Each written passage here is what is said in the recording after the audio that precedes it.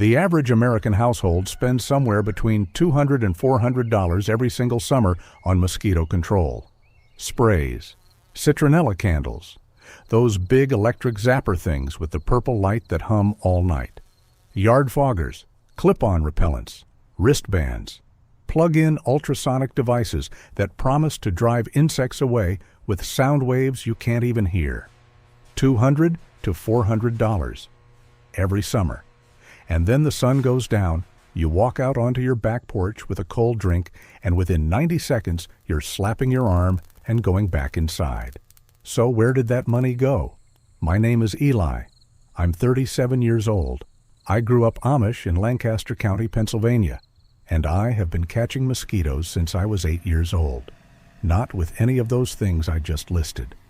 With a method my grandfather built the first version of in 1947 in a shed behind his farmhouse, using glass jars and materials he already had in his kitchen. No electricity, no chemicals you can't pronounce, no subscription refills. Last summer, my 10 traps caught thousands of mosquitoes over the course of a single week. My family sat on the porch every evening from June through September. Not once did we get driven inside. The total cost of those 10 traps was $0. Every bottle came out of the recycling bin. I'm going to show you exactly how to build one, exactly where to put it, and exactly why everything else you've tried has failed. Because it was always going to fail, and the company selling it knew that. Why everything you've tried doesn't work. My grandfather used to say that the neighbors were always buying the next solution because they never stopped to ask what the problem actually was. He was right. Let's go through the lineup. Electric bug zappers. These devices kill insects, sure.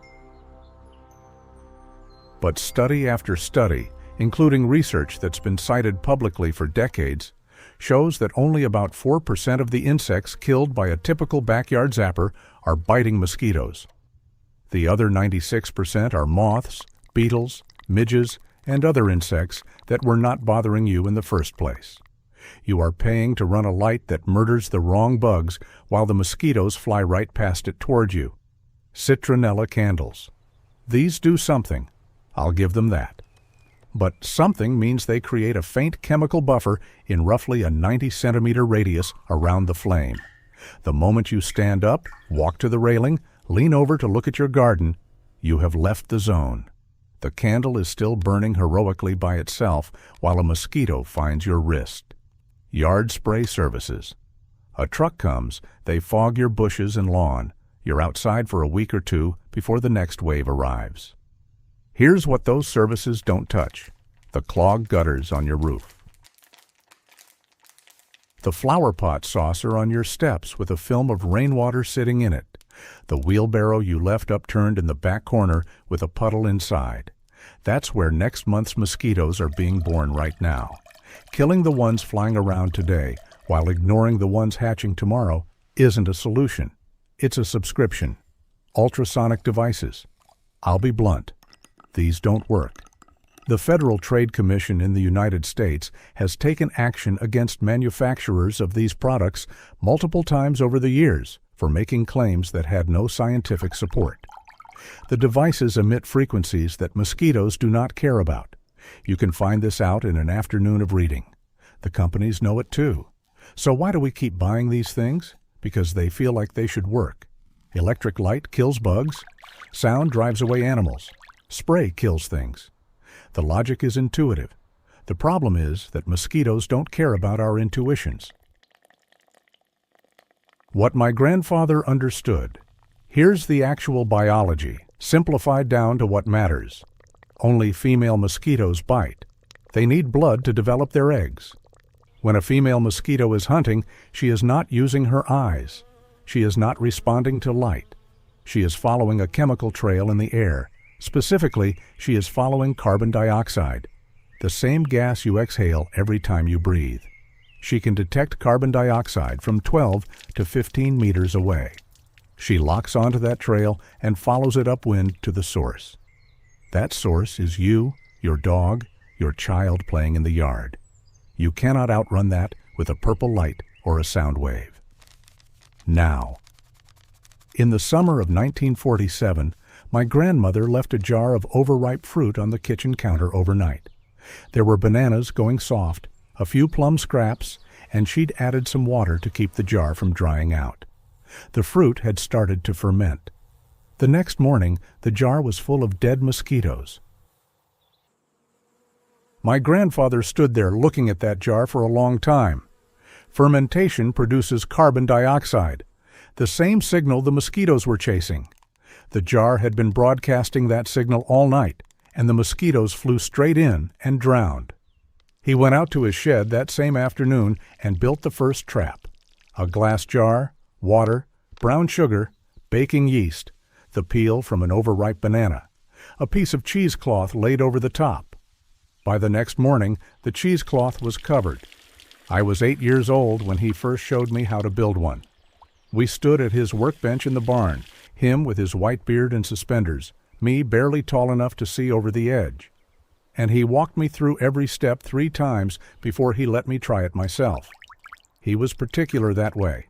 He believed the only way to really learn something was to do it with your own hands, and then see the proof the next morning. I remember the feeling of checking that first trap. Lifting the cloth and seeing the result. It wasn't just satisfaction, it was the specific feeling of understanding something true, something that worked not because a company told you it worked, but because you could see it with your own eyes.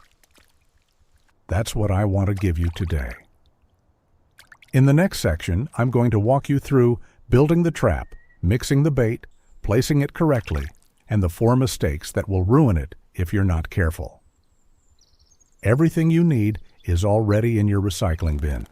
Pull a 2-liter plastic bottle out of your recycling bin. That's it. That's your starting material. No hardware store run, no ordering anything online. You already have everything else in your kitchen right now. I want to be specific about that because I know how these things usually go. Someone shows you a free solution, and then somewhere in the middle, there's a list of specialty items that adds up to $37. That's not what this is. My grandfather's farm didn't have Amazon. It barely had a hardware store within reasonable driving distance. Every component of this trap had to come from what was already on hand. Decades later, nothing about that has changed. Building the trap. Take your 2-liter bottle and make one cut about 1/3 of the way down from the cap.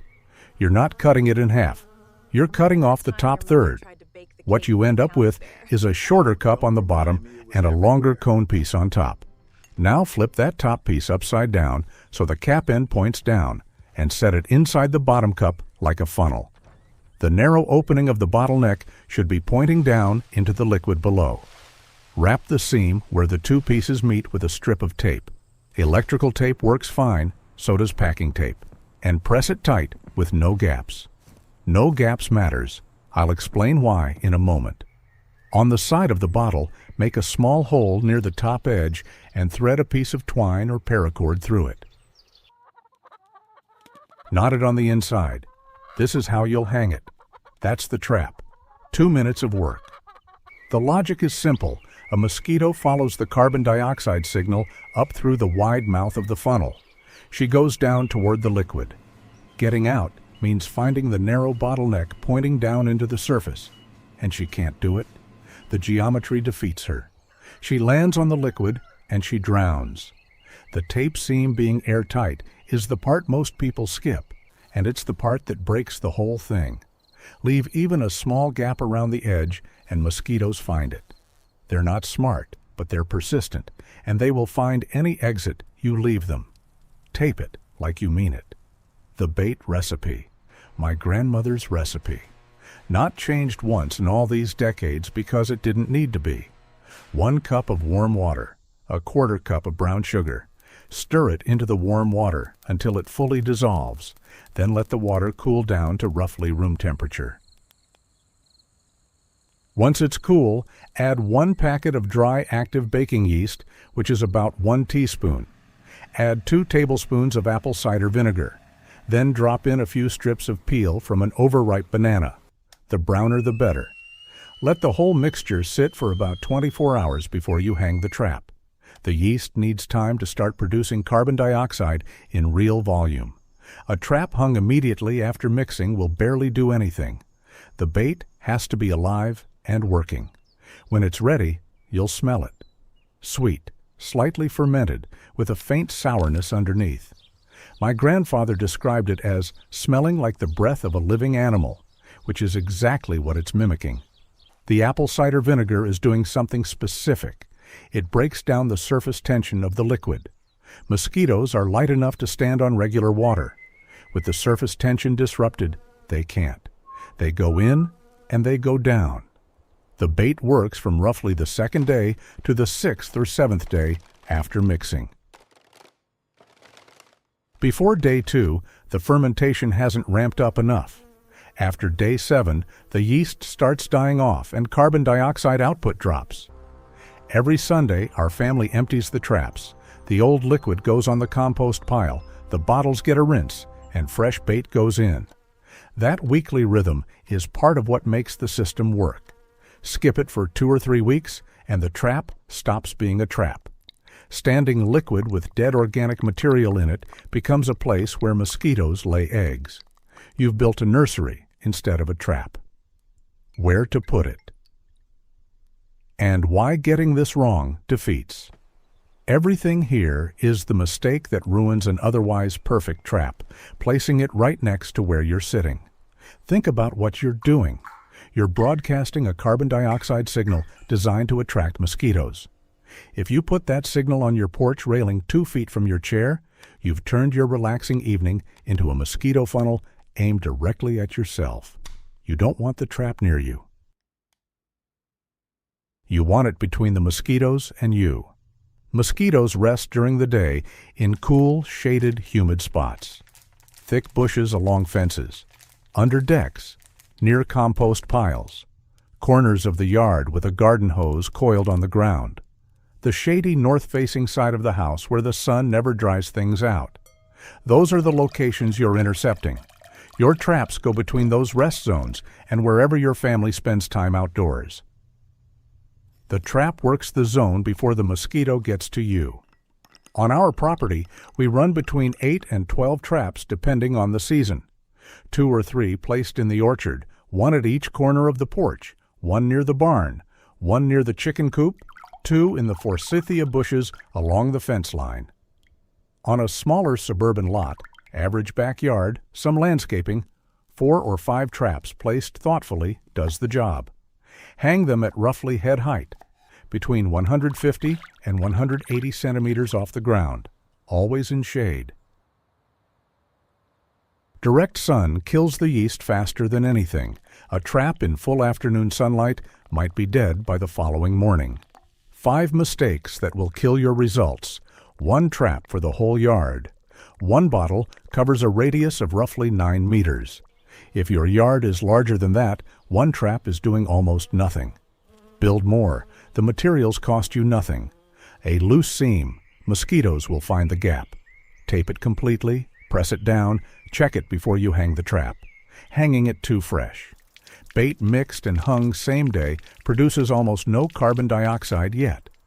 Wait 24 hours. The impatience to try it immediately is real.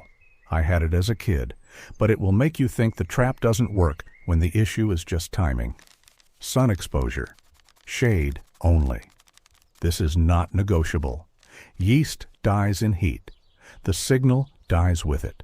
Forgetting to refresh. Past day 7, you're no longer catching mosquitoes. You're potentially breeding them. Set a weekly reminder.